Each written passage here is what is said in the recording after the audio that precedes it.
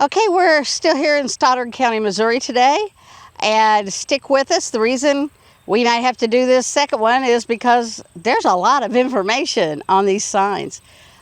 Missouri has done a very good job on their historical marker signs in a lot of these places. So stay tuned and let me know at the end what you thought of Stoddard County, Missouri. Well, hello everybody and good morning. We are here in Bloomfield, Missouri, and we are here for this marker that is the history of Bloomfield High School, which we happen to be outside of Bloomfield High School. Bloomfield's first organized school was established in 1842 with classes held in a small log structure which had served as a Methodist Episcopal church since 1837. In 1853, a group of citizens organized the Bloomfield Education Society and purchased 2 acres on the western edge of the community. In the fall of 1860, a 2-story frame building was on the site and quickly occupied by 108 students and 3 teachers. Area residents proudly referred to this structure as the Academy or the Seminary. During the turmoil of the Civil War, educational activities were curtailed or abandoned. Forced to close in 1861, the school building became at various times both a Confederate hospital and Union barracks. In 1864, bushwhackers burned the courthouse and the business district, but spared the school. Following the war, there was an effort to renew educational activities, and in 1871, this building housed the community's first public school. In 1886, a new school was built 2 blocks southwest of the original site.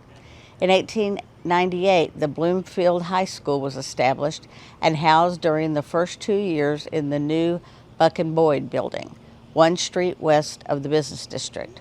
During that first year, it was one of 3 schools south of St. Louis and east of Springfield recognized by the Missouri Office of Education as a first-class high school. In 1899, 12 acres were purchased for a campus, bounded on the north by Missouri Street and on the south by Court Street, and on the east by the city limits of the original town. A new high school building was completed on the site in 1900, and a grade school added in 1914. These 12 acres of the original high school campus have been used continuously as a place of instruction, except for the period of original construction from 1899 to 1900 and during repair work in 1906. In 1925, the town and 7 adjoining communities formed the Bloomfield Consolidated District Number 2. A new high school was erected in 1927. The old building served as an elementary school until it burned during the Christmas vacation in 1944. In 1938, parents and patrons, using donated food supplies, labor, and personal funds, implemented a hot lunch program and initiated a free transportation system for rural students.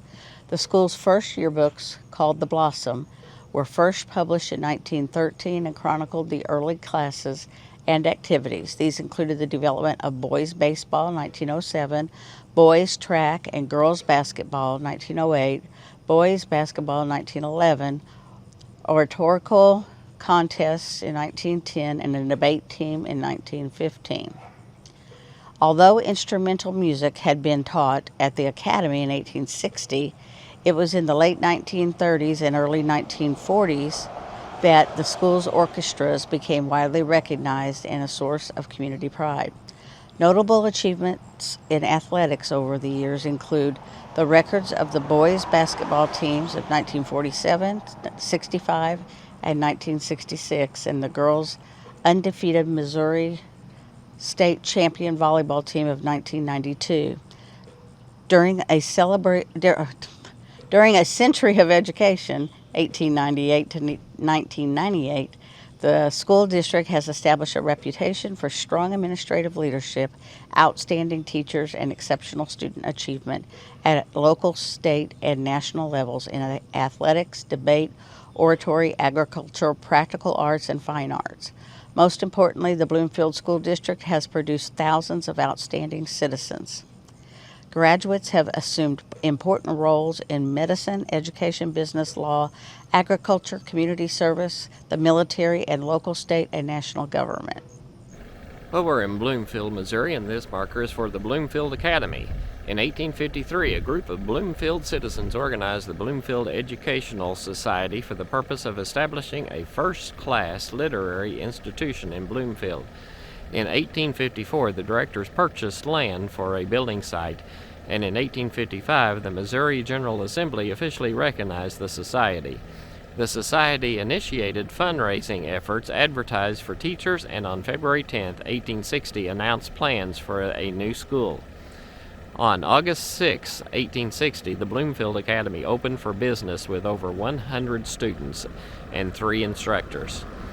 Principal Caleb Crum and his wife Sarah Jane had moved from upstate New York and joined Martha Owen Walker from Bloomfield to make up the first faculty.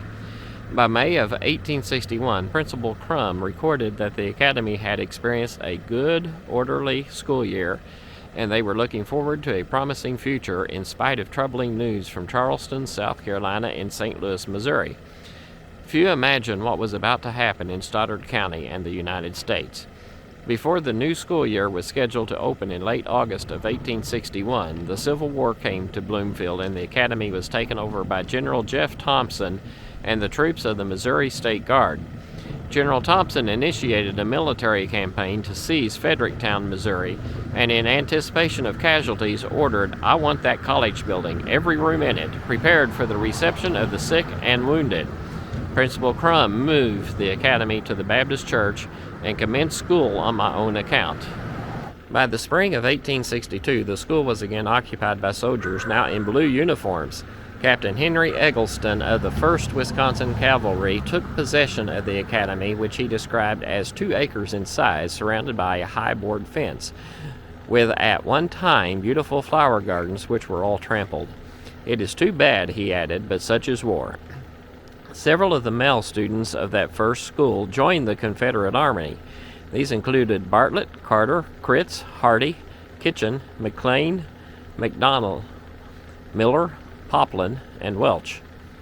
Teacher Martha Owen Walker and her cousin and student Laura V. Robinson were both accused of spying for the Confederates, yet both later married Union officers.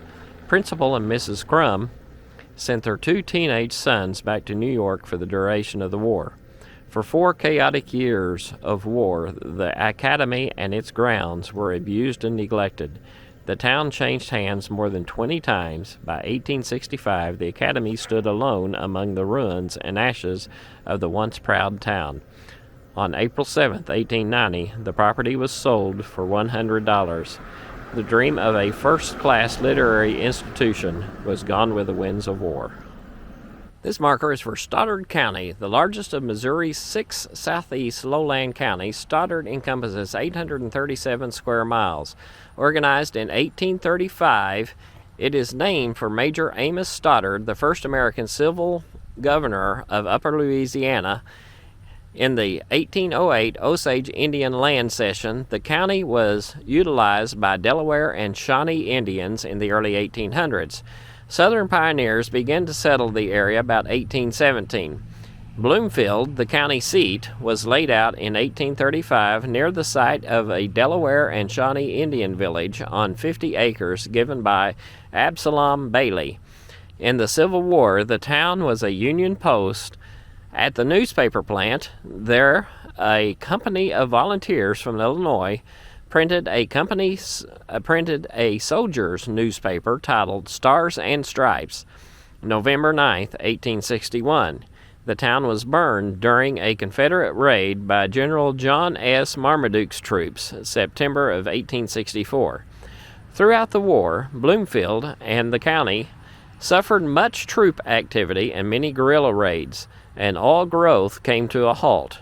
Post-war years brought modern development as the county's vast timber resources were harvested, railroads built, towns founded, and swampland reclaimed. Fertile cotton, grain, soybean, cattle, and poultry farming county. Stoddard lies east of the St. Francis River and west of the old channel of the Whitewater. St. Francis River drainage began in 1893, and the county is also in the Little River Drainage District established in 1905. In the county is Crowley's Ridge, remnant of an ancient coastal plain. Dexter, the county's largest town on what are now Mopac and St. Louis Southwestern Railroads, was laid out in 1873. 2 terms of court were held there yearly in 1896 to 98. Also on the Mopac, laid out when it was built in 1873, is Essex, and Dudley was a sawmill camp by 1890. On Frisco route, built 1884, are Advance and Puxico. Bernie and Bell City date back from 1890s when the St. L.S.W.R.R. was built. Other communities include Charter Oak, Brownwood, Gray Ridge, Powell, Leora, Kinder, Idalia, Baker, and Payneton. Northwest are the scenic Lost Hills rising high above the Castor River drainage area. Through the county ran the Natchitoches Trail, ancient Indian path to the southwest, and a Shawnee Trail to the south. Many prehistoric mounds remain in the county.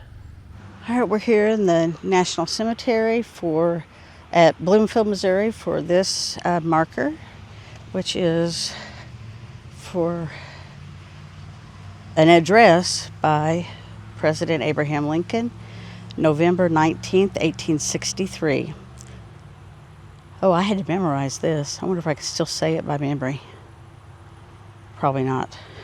I better read it to you. 7 years ago, our father... See, it should have been forefathers, but that's okay. Our fathers brought forth on this continent a new nation, conceived in liberty and dedicated to the proposition that all men are created equal. Now we are engaged in a great civil war, testing whether that nation or any nation so conceived and so dedicated can long endure. We are met on a great battlefield of that war. We have come to dedicate a portion of that field as a final resting place for those who here gave their lives, that that nation might live. It is altogether fitting and proper that we should do this.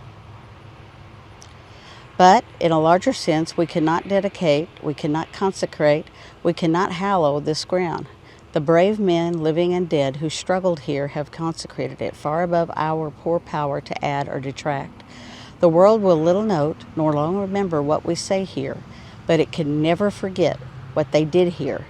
It is for us, the living, rather, to be dedicated here to the unfinished work which they who fought here have thus far so nobly advanced. It is rather for us to be here dedicated to the great task remaining before us, that from these honored dead we take increased devotion to that cause for which they gave the last full measure of devotion, that we here highly resolve that these dead shall not have died in vain, that this nation under God shall have a new birth of freedom, and that government of the people, by the people, for the people shall not perish from the earth. That still gives me goosebumps, and I did remember part of it, at least made reading it a little easier. It says, President Abraham Lincoln delivered the Gettysburg Address on November 19, 1863, at the dedication of the Soldiers' National Cemetery in Gettysburg, Pennsylvania, an early national cemetery for the Civil War dead. Starting in 1909, a date coinciding with the centennial of Lincoln's birth, tablets with these famed words were first cast for installation in the country's national cemeteries to assure that visitors never forget the honored dead and why they gave their lives. Okay, never forget. Here in the National Cemetery is the Navy Seabees marker. With willing hearts and skillful hands, the difficult we do at once, the impossible takes a bit longer. Seabees can do. We build, we fight, This is here in the National Cemetery. Take a look around.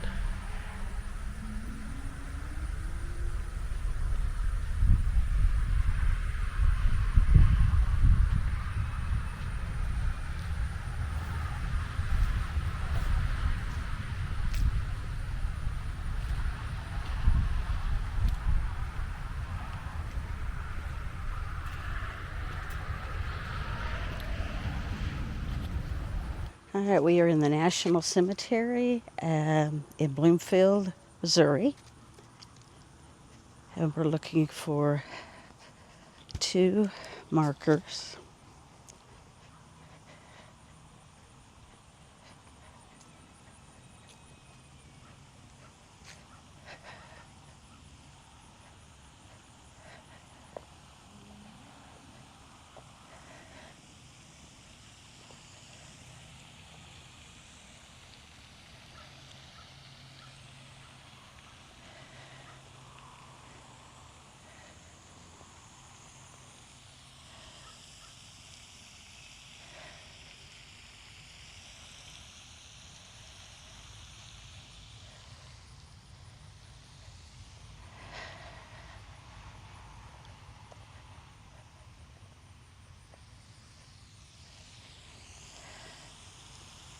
This is a really nice memorial here they've got here.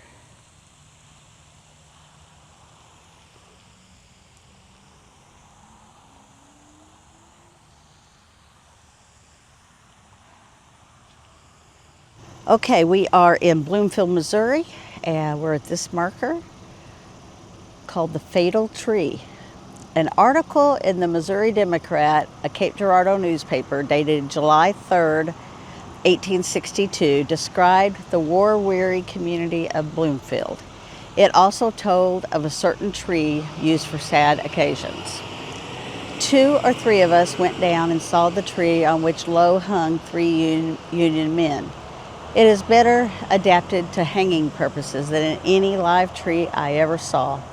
At about the height of 10 or 12 feet from the ground, it makes a sharp bend, running horizontally some 15 feet, where it makes another sharp turn upwards. It has but few branches on, and the place where the ropes wore the bark can be plainly seen.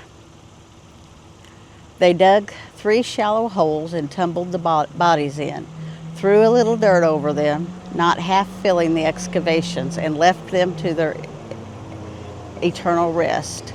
The bones are all exposed in one of the graves. I asked why in the world they were not covered. The answer was they are left to keep alive the memory of their wrongs in breast of those who will avenge them. And there's an etching of the tree. Now let's go to the other side.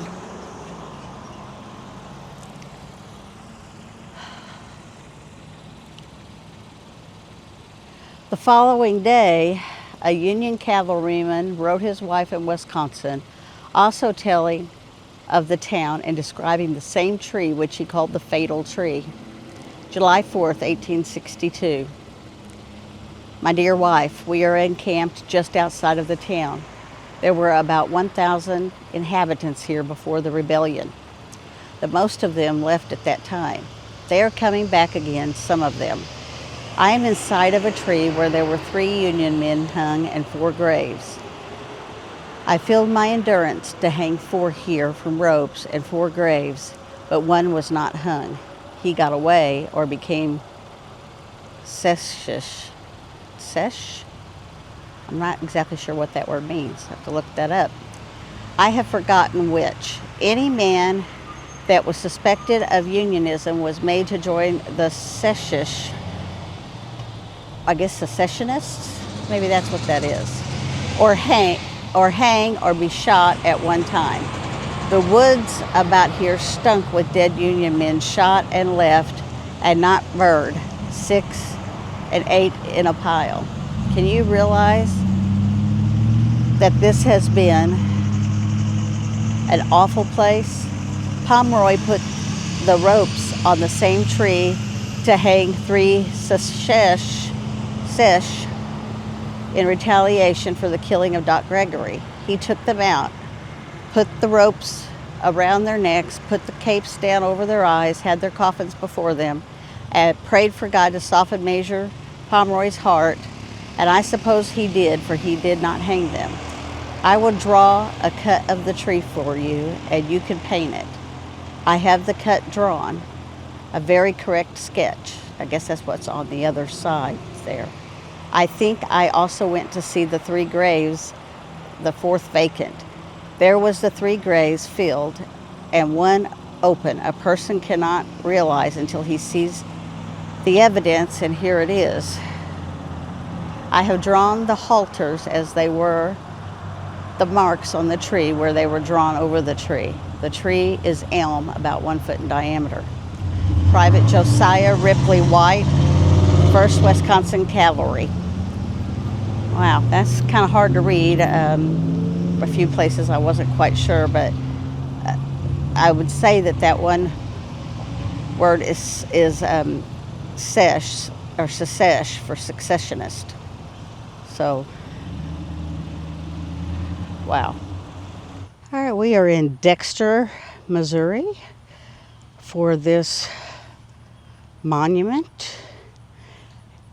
This is dedicated to all veterans who served in defense of our country. Erected by Kennedy Hanks, Post 59, American Legion, May 30th, 1956. We are now in Dexter, Missouri, still in Stoddard County at the American Legion Post 59, and we're here for this marker. The Kennedy Hanks Post 59 American Legion, built in memory of those who served our country in time of war, chartered May 27th, 1926, and erected in 1968. Here in front of the American Legion building.